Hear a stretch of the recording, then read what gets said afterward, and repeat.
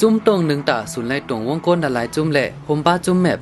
จุ่มกับสารลองนายิงไตเนื้อเกียงใหม่ดังจุ่มเจ้าคือละลายจุ่มห่มกันจัดปังป้อยตอนดาเดเนเอ็นแห้งแหล่ลองแก่นแข็งนางยิงกับปานยามเหลวตั้งลองฮิตสร้างการงานอ่ำย้อมเผอณวันที่8 เดือนมาคม 2013ห้อง6 โมงคำนั้นผู้เข้าห่มปังป้อยเขาออนกันเสือซื้อสีของมีหางสายเนืองสีออนกันไปตั้งมาโฮกทบกันที่พัทูตาเปเวียงเกียงใหม่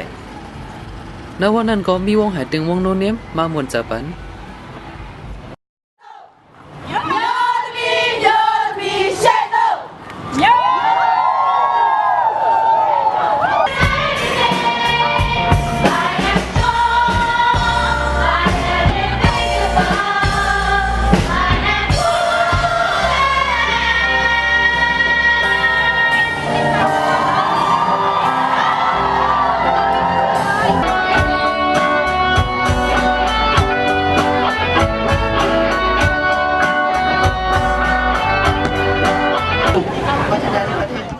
ห้องได้เปิดปังป้อยนั่นจังเพียรหมอกเอาคนมายุรียุกสีคนหมอกลาดข้อความเปิดปังป้อย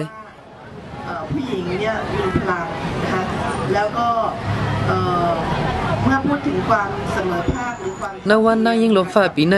กำน้ำเตลาถึงลองส่วนไรแห่งกันผมป้าส่วนไรแห่งกันนางยิงอันไรกาจางเต็มเลยก้นใจผู้มากขึ้นต่างหมอกลาดข้อความกูก็อ่อนกันหันถึงว่าหนังหือนางยิงและก้นใจเตมีส่วนไรส่วนเป็นเพ่งเป้งกันนั่นอยู่ที่เฮาฮากูก็ผมจะว่านางยิงก้อยอันเตต่อสู้ตาส่วนไรส่วนเป็นตัวเก่าก้นใจก็มีส่วนโฮมต่อสู้ตานางยิงแหละโดยหันนางยิงมีส่วนไรเพ่งเป้งเหมือนกันได้มากก็คือผู้ชายทุกคนที่มาร่วมงานวันสตรีสากลก็เก็บหมูเป่าจุ่มแห่งกันอีทองคำเป็นดูเต้นแห่งกันเนื้อเกียงใหม่สิขึ้นหมอกลาดข้อความลองอันไรต่อสู้ตาส่วนไรแห่งกันมาอยากผืดกาหือเจ้านั่นแต่แรงงานข้ามชาติก็ไม่ยอมเพราะว่าจะร่วมกลุ่มกันต่อสู้เพื่อจะได้สิทธิของแรงงานข้ามชาติเหมือนกันค่ะ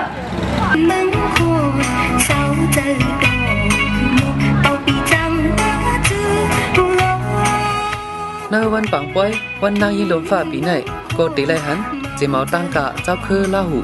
ตั้งกะลุเฮียนไตยังกันยันเมืองเขามาหมวนเจอปัน